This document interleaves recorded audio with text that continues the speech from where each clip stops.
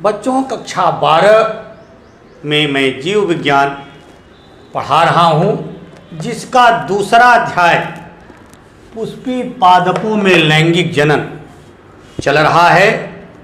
बच्चों, इस अध्याय में पढ़ाते पढ़ाते हम निषेचन पे पहुँचे हैं। बच्चों, हमने आपको पढ़ाते समय यह बताया था कि पुष्पी पादपों में लैंगिक जनन संपन्न होने के लिए 3 चरणों से पौधों को गुजरना पड़ता है, जिसका पहला चरण है निषेचन के पूर्व की घटना, जिसे मैं आपको पढ़ा चुका हूँ। अब दूसरा चरण है निषेचन, जिसे अब मैं पढ़ाने जा रहा हूँ, और तीसरा चरण है निषेचन के बाद की घटना। इसके मैं आपको निषेचन पढ़ाने के बाद निषेचन की बाद की घटना पे चर्चा करूँगा। बहरहाल हमने निषेचन के पूर्व की घटना की चर्चा आपसे विधिवत कर चुके हैं। अब आपको निषेचन की घटना कैसे होती है, इसकी चर्चा हम करने जा रहे हैं। बच्चों, निषेचन का मतलब होता है फ्यूजन, माने जब पराग कण और अंड के केंद्रक आपस में संलयित हो जाएं, जुड़ जाएं, तो इस प्रकार की घटना को हम निषेचन कहते हैं। फिर से सुन लीजिए, निषेचन क्या है? पराग कणों का और अंडों का आपस में संलयित हो जाने की घटना को हम निषेचन कहते हैं। इसे लिख दे रहे हैं हम। निषेचन क्या है? पराग कण एवं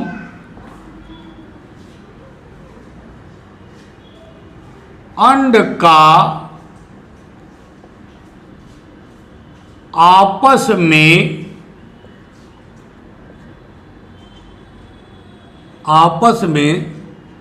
संलयित, परागकण एवं अंड का आपस में संलयित हो जाने की घटना को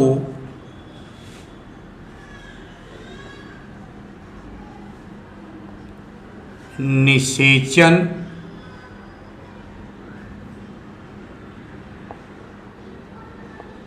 कहते हैं। क्या हमने बताया निषेचन क्या है? परागकण आप जानते हैं नर युग्मक है, अंड आप जानते हैं मादा युग्मक है। तो नर युग्मक और मादा युग्मक माने परागकण और अंड का आपस में संलयित हो जाना, माने जुड़ जाना की क्रिया को हम क्या कहते हैं? निषेचन कहते हैं। अब इसे हम आपको एक चित्र के माध्यम से, हम चित्र बना करके आपको एक चित्र के माध्यम से आपको हम समझा दे रहे हैं। निषेचन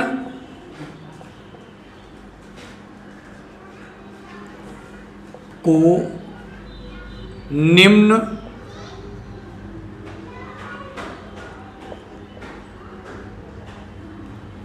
चित्र के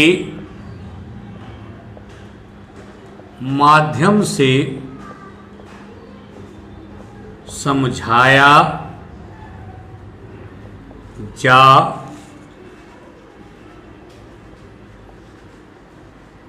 सकता है। चित्र में बना रहा हूं।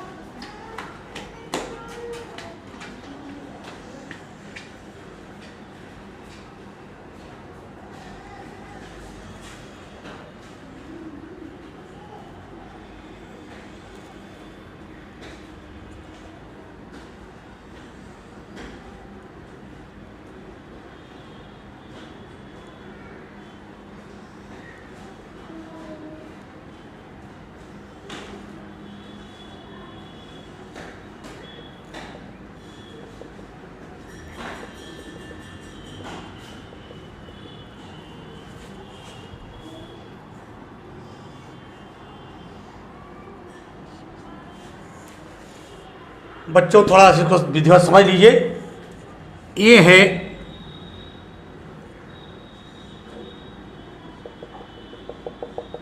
ये पराग, ये पुंकेसर है, ये दलपुंज है, ये वाय दलपुंज है, ये स्त्री केसर है।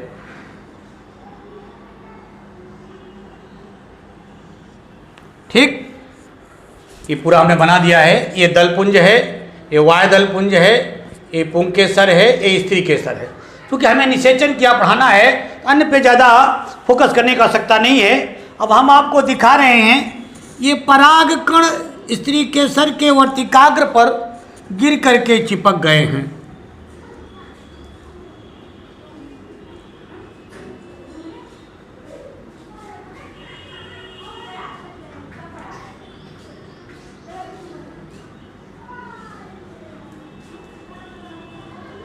इस तरह से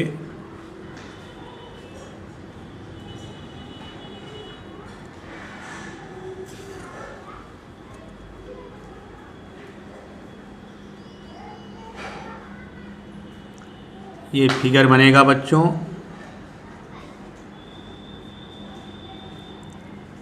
यहाँ से परागकण दीवार को तोड़ करके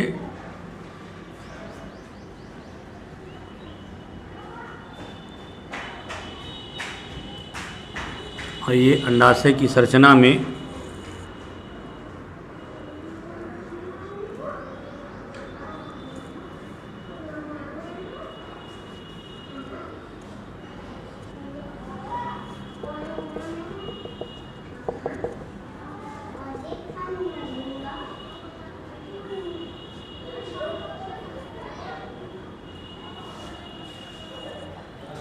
अब देखिए, इनका नामकरण कर देते हैं पहले।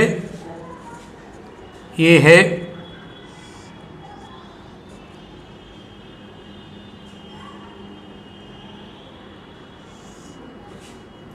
नहीं, धरे करिए,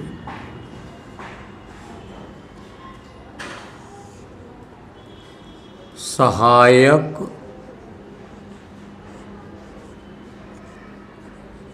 कोशिका। ये है अंड कोशिका। ये दोनों हैं ध्रुवीय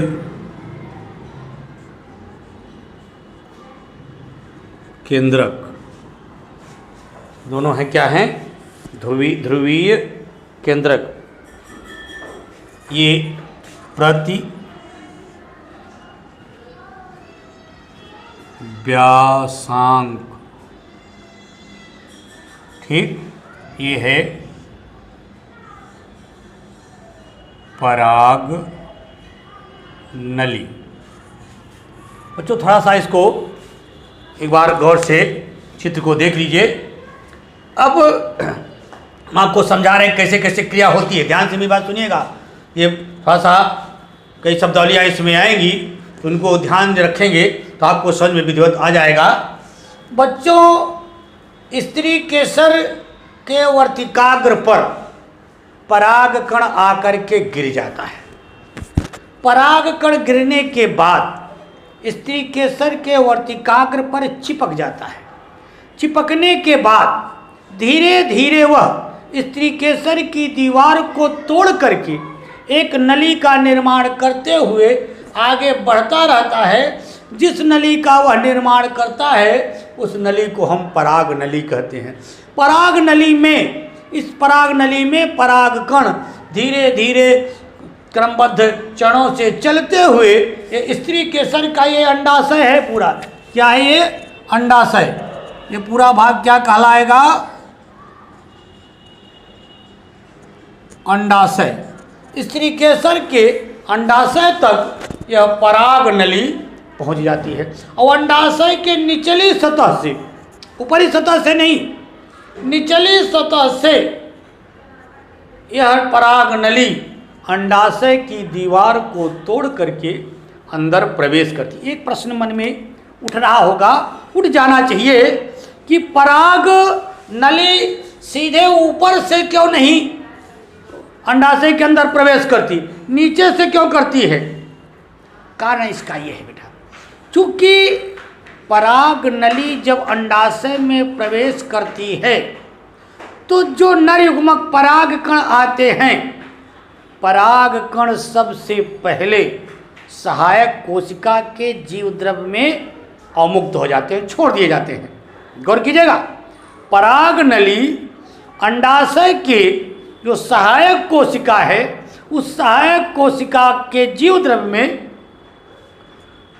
पराग कण को वो छोड़ देती है। तो चूंकि सहायक कोशिका तो नीचे पाई जाती है, ऊपर तो प्रतिव्यासांक है और बीच में ध्रुवीय केंद्रक है और नीचे सहायक कोशिकाएं पाई जाती है, इसलिए यह पराग नली नीचे से इंटर करती है, नीचे से प्रवेश करती है अंडाशय में। जो पराग नली नीचे से अंडाशय में प्रवेश करती है, तो प्रवेश करने के बाद पराग नली में, गौर कीजिएगा, ध्यान सुनिएगा, दो नर युग्मक अंडाशय के अंड कोशिका में छोड़ दिए जाते हैं। अब दो नर युग्मक छोड़े गए, गौर कीजिएगा, ये दो नर युग्मक अंडाशय के सहायक कोशिका के जीव द्रव्य में छोड़ दिए गए। अब सहायक कोशिका के जीव द्रव्य में जो दो नर युग्मक छोड़े गए, उनमें से एक नर युग्मक गति करता हुआ धीरे धीरे कहाँ पहुँचता है? अंड कोशिका। और अंड कोशिका के अंदर जो केंद्रक है, उस केंद्रक से जाकर के मिल जाता है और मिलने के बाद किसका निर्माण करता है? द्विगुणित युग्मनज का निर्माण करता है। एक बार फिर सुन लीजिए बच्चों, ये थोड़ा सा गुण है ये।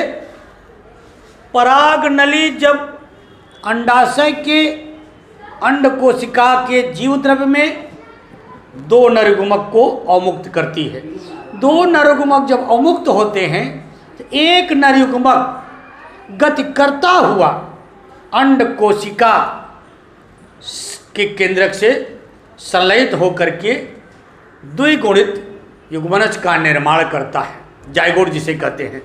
और दूसरा केंद्रक, गौर कीजिएगा, दूसरा केंद्रक सहायक कोशिका में अवमुक्त जो हुआ है, वह गति करता हुआ कहाँ पहुँचता है? ध्रुवीय केंद्रक के पास। ध्रुवीय केंद्रक के पास पहुँच करके वहाँ दो केंद्रक और हैं, तो दोनों केंद्रकों से मिल करके त्रिसंलयन करता है। गौर कीजिएगा कि एक संलयन तो यहाँ हुआ और दो संलयन ऊपर हुए, तो ये त्रिसंलयन होता है। त्रिसंलयन के बाद ये जो दूसरा केंद्रक है, दूसरा नर युग्मक है, वो जो ध्रुवीय कोशिका के केंद्रकों से मिलता है, वह भ्रूणपोष का निर्माण करता है। क्या कहता है? भ्रूणपोष का निर्माण करता है। इस प्रकार से बच्चों, हमने जो आपको बताया कि पराग नली गति करते हुए सीधे अंडाशय के जो अंड सहायक कोशिका है, उस सहायक कोशिका में दो नर युग्मकों को छोड़ देती है। उसमें से एक नर युग्मक अंड कोशिका के केंद्रक से संलयित होकर के वो भ्रूण का निर्माण करता है, जिसे जाइगोट कहते हैं या युग्मनज कहते हैं। यह युग्मनज द्विगुणित होता है। उसके बाद दूसरा नर युग्मक गति करता हुआ ध्रुवीय केंद्रक से जाकर के संलयित हो जाता है। इस प्रकार से इनमें दो निषेचन, एक निषेचन तो अंड कोशिका से और दूसरा निषेचन ध्रुवीय केंद्रक से। एक अंड कोशिका के केंद्रक से निषेचन हुआ, संलयन हुआ, और दूसरा संलयन ध्रुवीय केंद्रक से हुआ। तो ये दो प्रकार के निषेचन होते हैं, जिसे हम दोहरा निषेचन कहते हैं। ज़्यादा प्रश्न आता है ये बच्चों, यह प्रश्न यूपी बोर्ड की परीक्षा में अक्सर पूछा जाता है कि 2 नंबर के सवाल में पूछा जाता है कि दोहरा निषेचन क्या है। तो समझ लीजिए, दोहरा निषेचन क्या है कि जब निषेचन 2 बार होता है, एक अंड कोशिका के केंद्रक से संलयन होता है और दूसरा ध्रुवीय केंद्रकों से संलयन होता है। इस प्रकार से 2 निषेचन होता है और 3 संलयन होता है। तो दोहरे निषेचन में त्रिसंलयन होता है। एक संलयन अंड कोशिका के केंद्रक से और नर युग्मक से और दूसरा और दो संलयन चूँकि ध्रुवीय केंद्रक में दो कोशिकाएं होती हैं तो दोनों कोशिकाओं केंद्रकों से संलयन होता है। इस प्रकार से त्रिसंलयन होता है और दोहरा निषेचन होता है। बच्चों, इस तरह से हमने आपको इस चित्र बना करके समझा दिया कि किस प्रकार से निषेचन क्रिया पूर्ण होती है। निषेचन क्या है? परागकण और अंड का परागकण आया और अंड का आपस में जो है वो संलयित हो जाने की क्रिया को निषेचन कहते हैं। एक शब्दावली आई यहाँ, दोहरा निषेचन। दोहरा निषेचन, इसको भी लिख दे रहे हैं। दोहरा निषेचन क्या है? पराग नली सहायक कोशिका में दो नर युग्मक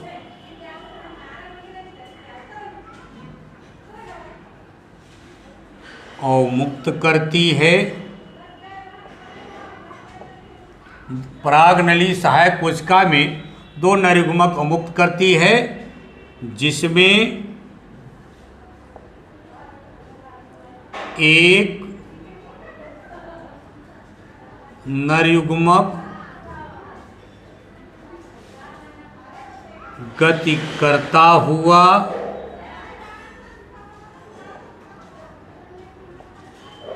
अंड कोशिका के केंद्रक से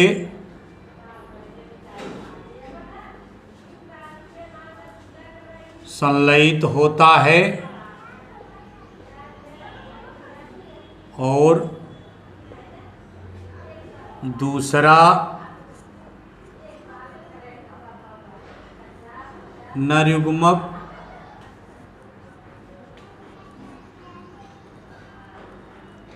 गति करता हुआ ध्रुवीय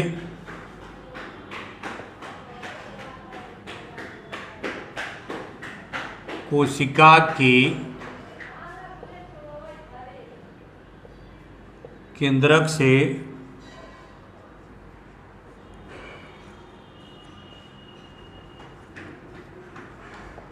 संलयित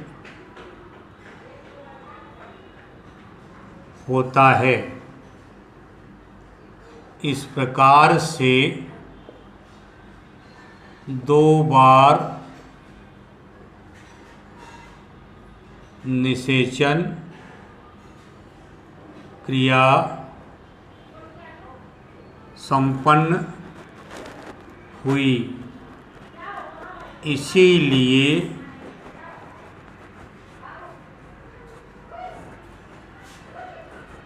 इसे दोहरा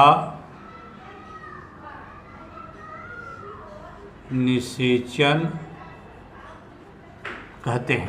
एक बार अंड कोशिका से के केंद्रक से निषेचन होता है और दूसरी बार ध्रुवीय केंद्रक से निषेचन होता है, तो दो बार निषेचन हुआ, इसलिए दोहरा निषेचन कहेंगे। और तीन बार संलयन होता है। एक बार संलयन अंड कोशिका के केंद्रक से होता है और दो बार संलयन ध्रुवीय केंद्रक से होता है। इस प्रकार से तीन त्रिसंलयन होता है और दो निषेचन होता है, इसलिए इसे हम दोहरा निषेचन कहते हैं। अब बेटा नेक्स्ट डे आपको निषेचन के